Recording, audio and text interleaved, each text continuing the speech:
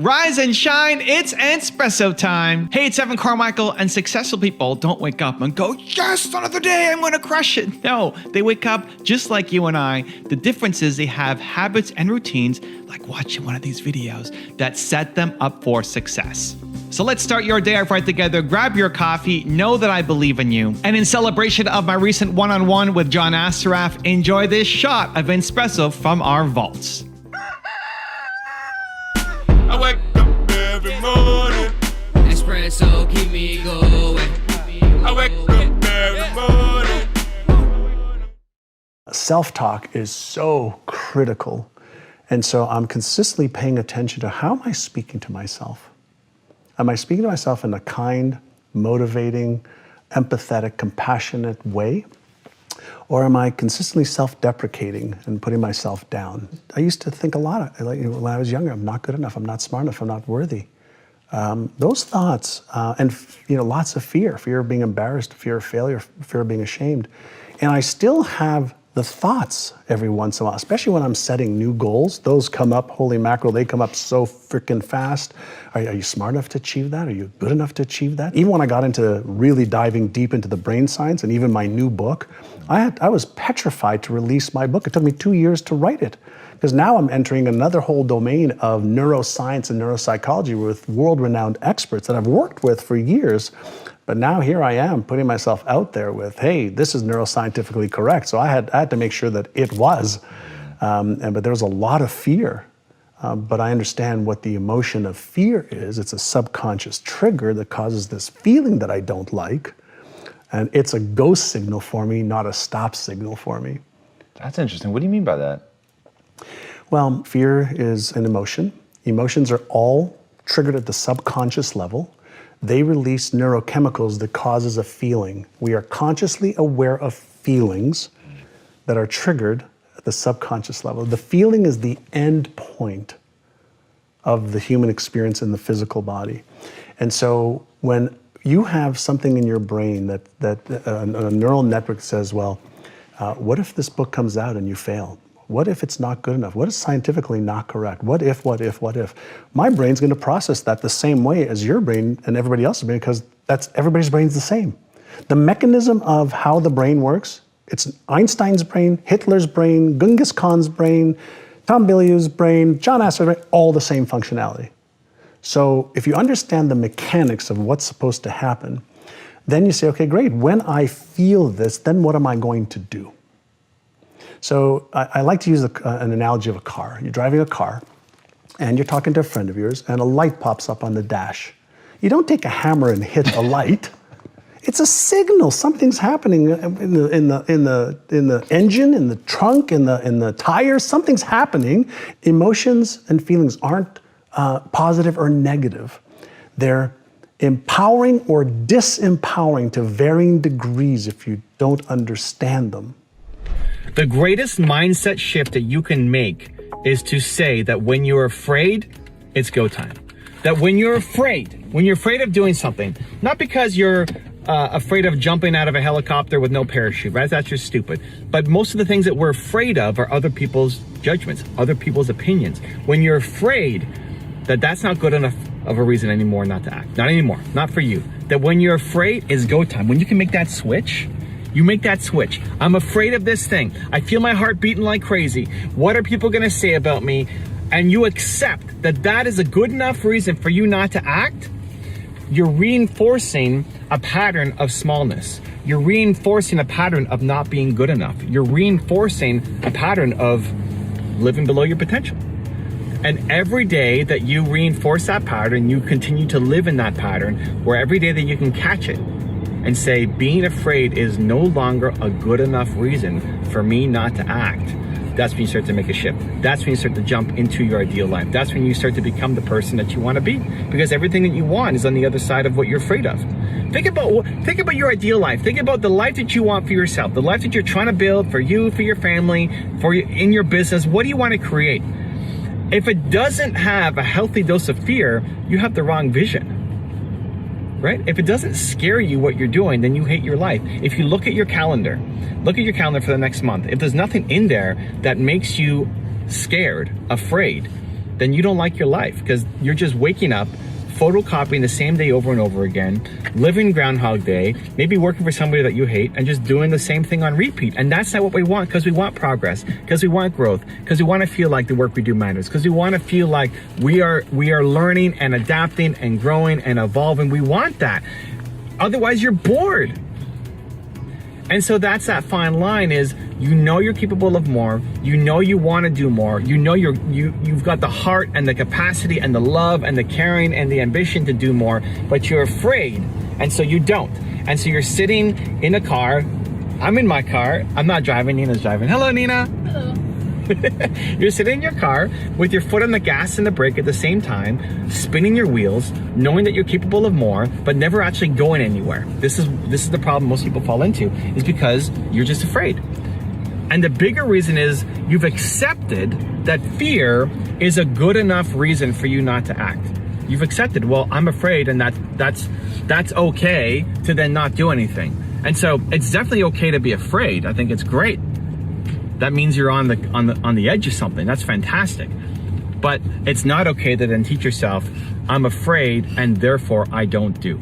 The single greatest mindset shift I think you can make is to change it from I'm afraid and therefore I don't do to I'm afraid and therefore I must. I'm afraid and therefore I must. I'm afraid and therefore I must. And so there's two easy ways to do this. This is what I use. I've seen it work for a lot of other people. It can definitely work for you. How do you make that mindset shift? 1, scary, difficult, or hard are trigger words. Scary, difficult, or hard. When I hear myself think it, when I write it out into a message, an email, a DM, when somebody hears me say it, when I'm talking in a conversation, I say scary, difficult, or hard. As a reason for me not to do something. Evan, you should go do this. Oh yeah, I agree, but I'm scared up. Right? As soon as I say it, that means I have to do it. Caught it. Scary, difficult, or hard. Trigger words. They're not important enough reasons for you not to act. So that's when you can catch the language. That's a language one, right? Written or verbal or thought patterns is language. The second one is more physical. So if you're more a physical person, you'll feel it in your heart, right? If your heart's going boom, boom, boom, boom, boom, boom, boom, boom, boom, right? Whenever you're nervous or afraid of something, what happens? Your heart starts beating. Your heart starts beating. If somebody asks you if you want to share your answer in front of the class, or be the volunteer, or share your opinion, or make a YouTube video, or whatever the thing is, and your heart's going boom, boom, boom like this, right? You feel it. You feel your heart beating fast. I call it the boom, boom, boom test. Then that's also go time. When you accept this as a reason for you not to act, then you never act. You never create the life that you want. It's got to be this to action. This means you go. This means you do. As long as it's not against your values, as long as it's, still in service of other people, don't go rob a grocery store because you're scared to do it, right? But most of the things that we're afraid to do, most of the things that are scary, difficult, or hard, or giving us the boom, boom, boom, boom, boom, right? Most of the things that do that are just, again, other people's opinions. You're just afraid of what people are going to think about you, say about you. And that's not a good enough reason. Not anymore. Not if you want to create something amazing. Not if you want to build that life for yourself. It just can't be an acceptable reason for you anymore. And that's what we have really come down to, where that's really scary. It's like, okay, yeah, oh yeah, it's too scary. And you've accepted it, and your friends have accepted it, and your family's accepted it. And so that becomes the ongoing loop that you create for yourself. And then you stay stuck knowing that you can do a lot more, but never taking action because you've accepted scary, difficult, or hard, or your heart beating like this, crazy, as a good enough reason for you not to act. And I want you to flip it. I want you to try to catch it. You're not going to catch it every time. You're probably actually barely going to catch it. It's such a default way of operating. For me, for you, for everybody. It's such a default way of operating. I've probably played small 10 times today already and never even noticed it because I didn't catch it. It's such a default way of operating that don't judge yourself for not catching it in the moment every single time. It's more when you do catch it. Your goal is to catch it once today. Catch it once today. Catch one time today when you're thinking. You could force it on yourself. What's the life that you want to build? What's the next goal that you have for yourself? And then what's the next immediate action that you have to take? Think of something. Think of an action that's been on your list for a while that you haven't done yet. Do you have one? Is it, you thinking scary, difficult, or hard already for that thing that you say you want to do? Is your heart beating fast yet? The idea that you will have to do this today, right? When you do catch it, you find one thing per day, and then you do the thing. What happens is you start to change the pattern. You start to change the process. You start to change your identity. You start to become the person who does the scary things, who follows through on their word, who executes when it's scary, difficult, or hard. You start to change who you are. And when you change who you are, you change your behaviors and you change the outcomes that you get as a result. Everything you want in a life is on the other side of scary, difficult, or hard. You have to stop accepting those as reasons for you not to take action. Good luck. Now, I've got a special bonus clip that I think you're going to enjoy. But before that, it's time for the good deed of the day. This is something new. I believe that you're built to serve, and it feels so good to do something nice for somebody else. So good deed of the day. Put down in the comments one thing that you need help with, that you're working on, that you'd love some support or guidance on. And then 2, go comment on somebody else's comment and give them some love, give them some support, give them some encouragement, maybe give them some connections, try to help them solve that problem. Even if it's saying, I believe in you. That one little bit of encouragement can be the difference between somebody quitting and continuing on. So the good deed of the day, in the comments below, write down one thing that you need help on, that you're struggling with, that you're working on. And then part 2 is go give love to somebody else in the comments too, and let them know that you believe in them as well. Hey, this is John Assaraf, and do you love good books? I love to read because there's so much wisdom in books.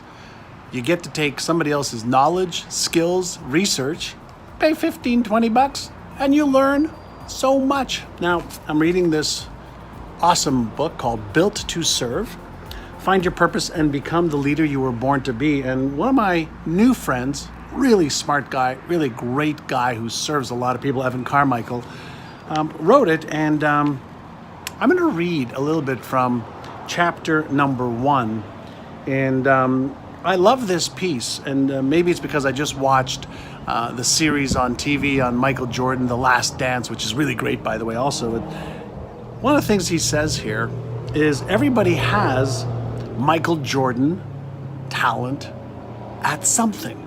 Everybody has a Michael Jordan talent at something. You just haven't found it yet. Or you have and you don't believe in yourself enough to go all in. To go all in, right? And you're a genius. I believe you're a genius. And so does he. You're amazing. You were not meant to live a photocopy of someone else's life. You were not created to wake up and do work that is below your capabilities.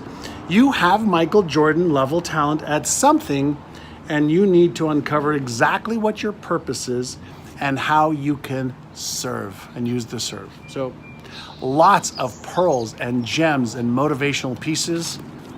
Pick up Built to Serve. Evan Carmichael, rising star. What I always tell people is this: you have to monitor your self-talk. Monitor your self-talk. If you go around tell people, oh, I have a horrible memory, I'm not smart enough, I'm getting too old, fill in the blank. First of all, if you fight for your limitations, you get to keep them. Does that make sense? A lot of people are like, oh, I'm so forgetful, I'm so busy, which that whole busyness really bothers me. Like where people, how are you doing? I'm just so crazy, so stressed, so busy. It becomes like a badge of honor that people wear all the time. And then what do you start reinforcing? Being busy, right? But here, going back to this, your self-talk is the program that will run, so you want to be mindful, right? And stand guard to your mind, because your mind is always eavesdropping on your self-talk. If you want to see my last one-on-one with the amazing John Assaraf, check out the video right there next to me. I think you'll love it. Continue to believe, and I'll see you there. Well, we all own the most powerful biocomputer in the world, in the universe. And most people don't know how to change their brain to change their income.